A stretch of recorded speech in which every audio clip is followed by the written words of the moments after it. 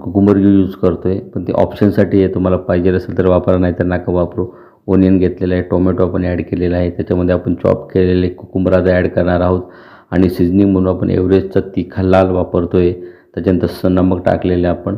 आणि आपण आता यूज करणार आहोत जिरा पावडर. ते ऑप्शनसाठी हे तुम्हाला पाहिजे तर घ्या. नंतर त्याच्यामध्ये आपण चाट मसाला यूज करणार आहे. चाट मसाला हा एव्हरेस्टचा यूज करा, खूप छान असतो तो. आणि आपण ॲड केलं आहे इमली चटणी. आणि त्याच्याबरोबर आपण आता त्याच्यामध्ये ॲड करत आहोत आपण कढ टाकल्यानंतर आपण त्याच्यामध्ये ग्रीन चटणी लेमन ॲड करणार आहोत. आणि त्याच्यानंतर आपण टाकणार आहोत चटपटा होण्यासाठी, स्वीटनेससाठी टोमॅटो केचप. टोमॅटो केचप हे केसांचा यूज करा मित्रांनो, खूप छान आहे.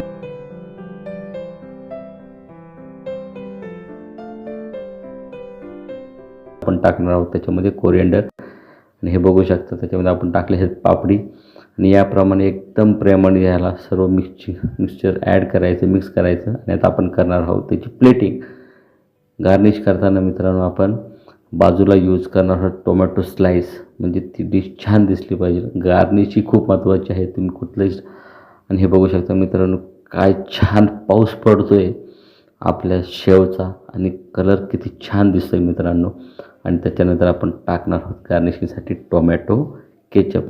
ॲज इट इज तुम्हाला यूज करायचं करा. आणि नंतर त्याच्यावरती टाकणार आहोत आपण एकदम मस्त हिरवीगार कोरिएंडर.